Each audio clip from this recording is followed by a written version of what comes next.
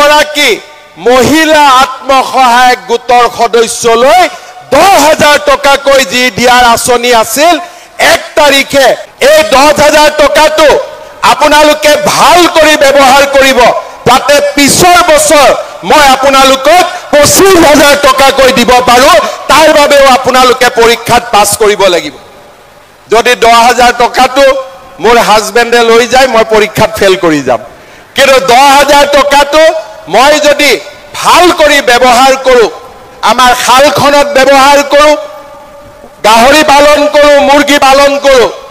তেতিয়া হলে আমি আৰু 25,000 টকা লাভ কৰিম প্ৰত্যেক গৰাকী মহিলা আত্মসহায়ক গোটৰ সদস্যলৈ 10,000 টকাকৈ যি দিয়াৰ আঁচনি আছিল 1 তাৰিখে বিহালী সমষ্টিত সেই আঁচনি আমি আৰম্ভ কৰিম ইলেকশ্যনৰ পিছত দুধনৈটো দিন এটা ললে পশ্চিমতো দিন এটা ললে পূবতো দিন এটা ললে মই আপোনালোকৰ মাজত আহিম আৰু আপোনালোকক 10,000 টকাৰ চেক প্ৰত্যেক গৰাকী মহিলা আত্মসহায়ক গোটৰ সদস্যৰ হাতত মই তুলি দিম শ্ৰদ্ধাৰ আই মাতৃসকল 10,000 টকাটোতে কিন্তু আপোনালোকে ৰেষ্ট ল'ব নোৱাৰিব এই 10,000 টকাটো আপোনালোকে ভাল কৰি ব্যৱহাৰ কৰিব যাতে পিছৰ বছৰ মই আপোনালোকক 25,000 টকাকৈ দিব পাৰো তাৰ বাবেও আপোনালোকে পৰীক্ষাত পাছ কৰিব লাগিব যদি 10,000 টকাটো মোৰ হাজবেণ্ডে লৈ যায় মই পৰীক্ষাত ফেল কৰি যাম কিন্তু 10,000 টকাটো মই যদি ভাল কৰি ব্যৱহাৰ কৰো আমাৰ খালখনত ব্যৱহাৰ কৰো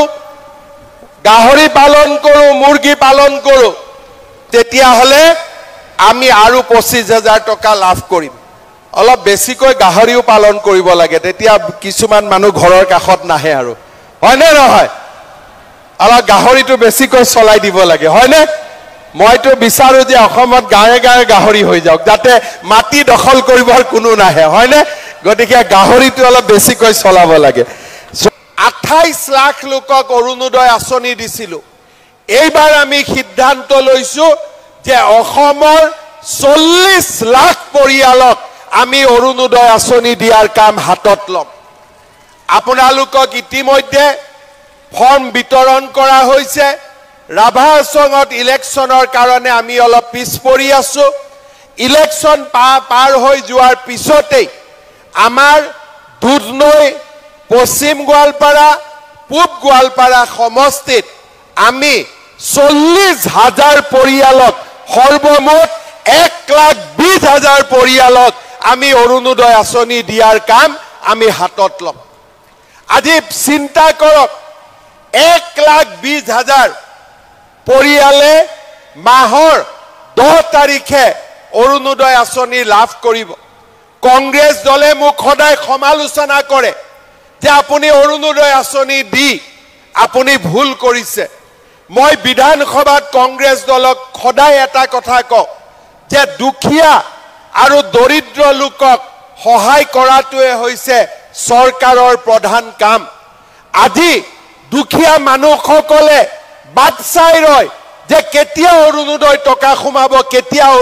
টকা সোমাব কিন্তু কংগ্ৰেছ দলে দুখীয়া মানুহক ভাল নাপায় আৰু তাৰ কাৰণে তেওঁলোকে দিনে ৰাতিয়ে অৰুণোদয় আঁচনিক সমালোচনা কৰে মই কংগ্ৰেছক এটাই কথা কৈছো আপোনালোকে যেইবাৰ অৰুণোদয় আঁচনিক সমালোচনা কৰিব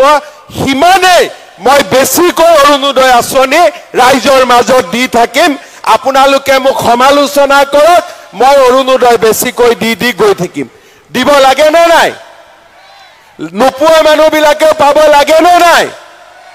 এখানে কংগ্ৰেছৰ মানুহখিনিক অলপ বুজাই দিব আপোনালোকে যে আমাক লাগে আৰু আমাক লাগা কামটোৱে মুখ্যমন্ত্ৰীয়ে কৰি আছে আমি মুখ্যমন্ত্ৰী ডাঙৰীয়াক সমৰ্থন কৰিছো শ্ৰদ্ধাৰ ৰাইজ যিবিলাক পৰিয়ালৰ হাতত ৰেচন কাৰ্ড নাছিলে যোৱা এবছৰত আমি নতুনকৈ বহুত পৰিয়ালক ৰেচন কাৰ্ড দিলো এই পঞ্চায়ত ইলেকশ্যনৰ পিছত আমি আৰু 6 লাখ পৰিয়ালক আমি ৰেচন কাৰ্ড দিম আগতে ৰেচন কাৰ্ডত আপোনালোকে বিনামূল্যত চাউল পাইছিলে এতিয়া আমি সিদ্ধান্ত লৈছো যে ৰেচন কাৰ্ডত বজাৰতকৈ 25 টকা কম দামত আমি আপোনালোকক 1 কেজি দালিও আপোনালোকক ৰেচন কাৰ্ডৰ জৰিয়তে আমি দিম সেই সিদ্ধান্তও আমি লৈছো দালিৰ লগতে আমি ৰেচন কাৰ্ডত আপোনালোকক 1 কেজি কৈ চেনিও বজাৰতকৈ 25 টকা কম দামত আমি দিয়া আৰম্ভ কৰিম আৰু বজাৰতকৈ 10 টকা কম দামত আমি নিমখো আপোনালোকক ৰেচন কাৰ্ডৰ জৰিয়তে দিয়াৰ কাম আৰম্ভ কৰিম আগতে পাইছিলে মাত্ৰ চাউল কিন্তু বিনামূলীয়া চাউল আমাক মোদী ডাঙৰীয়াই দি আছে মোদী ডাঙৰীয়াই দি থাকিব কিন্তু চাউলৰ লগতে দুখীয়া মানুহৰ যাতে আৰু সহায় হয় তাৰ কাৰণে বজাৰতকৈ 25 টকা দামত আমি আপোনালোকক এতিয়াৰ পৰা 1 কেজি দালি 1 কেজি চেনি আৰু বজাৰতকৈ 10 টকা দামত আমি আপোনালোকক 1 কেজি নিমখো দিয়াৰ ব্যৱস্থা কৰিম শ্ৰদ্ধা ৰাইজ 1250 টকা অৰুণোদয়ত পালো চাউল বিনামূলীয়াকৈ পালো আৰু তাৰ উপৰিও দালি নিমখ চেনি এই তিনিটা সামগ্ৰীও আমি ৰেচন কাৰ্ডৰ দোকানৰ পৰা এতিয়াৰ পৰা আমি লাভ কৰিম শ্ৰদ্ধা ৰাইজ ইয়াৰ আগতে অসমত কোনো চৰকাৰে এই ধৰণে দুখীয়া মানুহৰ কাৰণে কাম কৰিব বিচৰা নাছিল শ্ৰদ্ধা ৰাইজ এইবাৰ আমি সিদ্ধান্ত লৈছো যে প্ৰত্যেকবাৰে ৰাইজে মোক অনুৰোধ কৰে যে ইলেক্ট্ৰিচিটিৰ মাচুলটো অলপমান কমাই দিব লাগে মই আপোনালোকক ঘোষণা কৰি ভাল পাইছো যে 1 এপ্ৰিলৰ পৰা আমি ইলেক্ট্ৰিচিটিৰ বিলু